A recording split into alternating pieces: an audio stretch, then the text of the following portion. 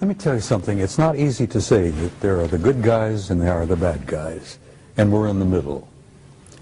That's true to a certain extent, and it's been true for the last 10,000 years, but it isn't particularly true today, because a third party has entered the game. An advanced culture, God knows who they are and what they are, but they're higher in the what they call it, the hierarchy. These guys at the top of the hierarchy are primarily spiritual in nature, and they have intervened.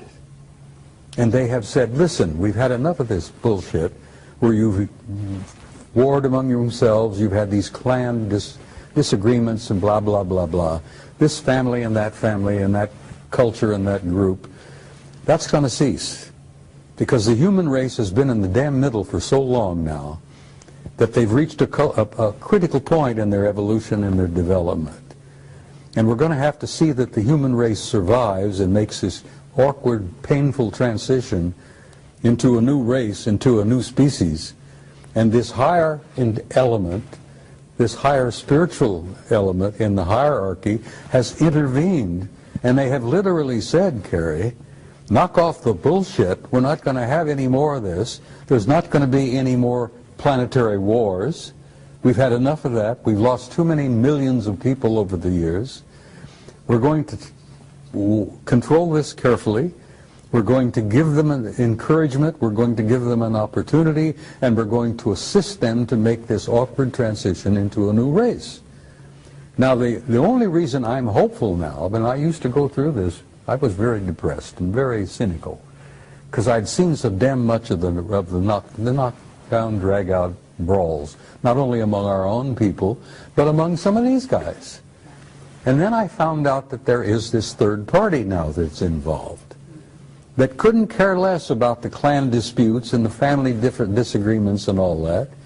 All they care is to see that the human species makes this awkward transition into a new race and can reach out and take our rightful place in space and go to the stars where we belong, for God's sake. But that's their intention. That's what you've been told they want to do, because you were taken off-world by them. Yes, I was, and they've given me encouragement.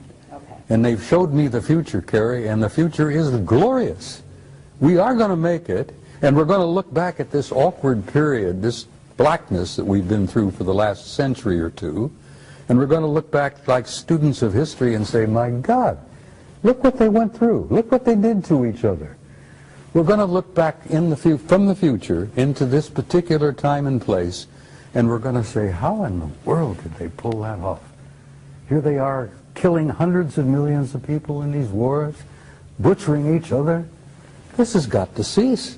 We can't let that race off the planet until they evolve and grow and mature where they can be safe. Okay, but Bob, that rationale, when you've got these races, off-planet races, who have been warring with each other for eons.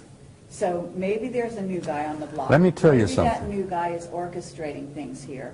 But actually, I'm going to sit over here and I'm going to be suspicious of even that new guy. It's all right to be suspicious, and I know where you're coming from. I was talking to Joe Farrell not too long ago at another conference, and Joe Farrell has written The Cosmic War.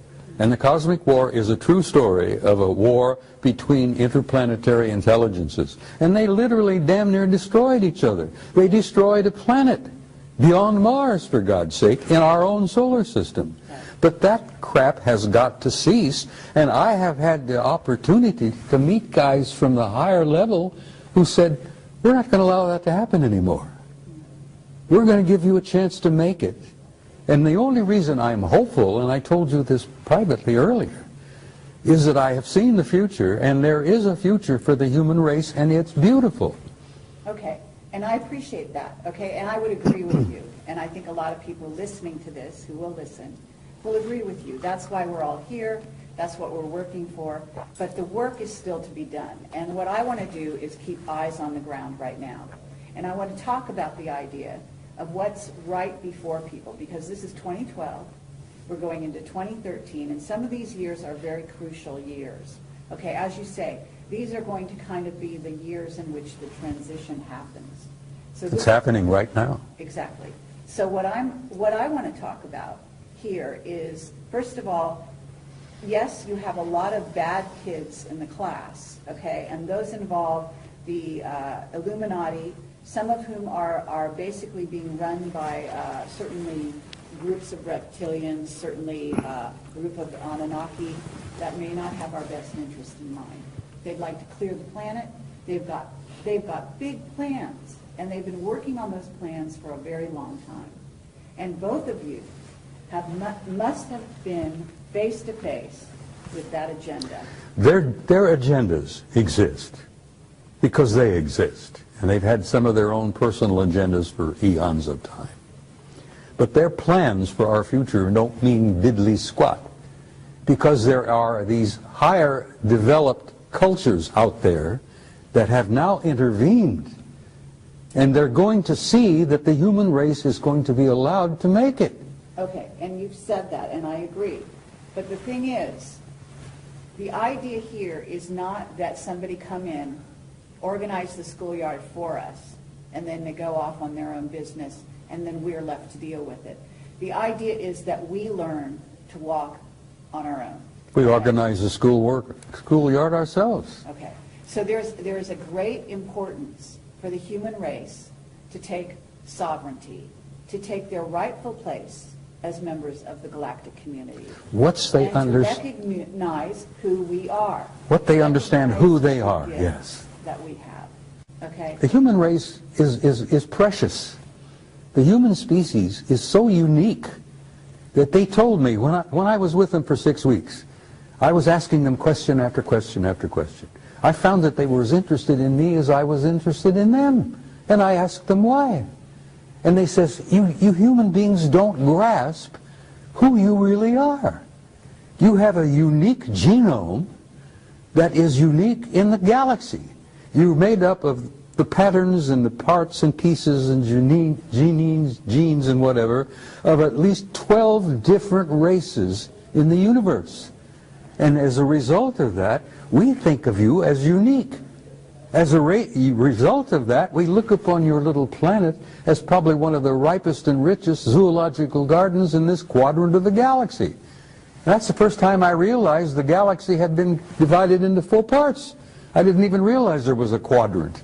And they said, oh yes, you're the most unique and precious zoological garden in this quadrant of the galaxy. Absolutely. We venerate the planet, we venerate the flora and fauna on it, and we're going to see that it survived.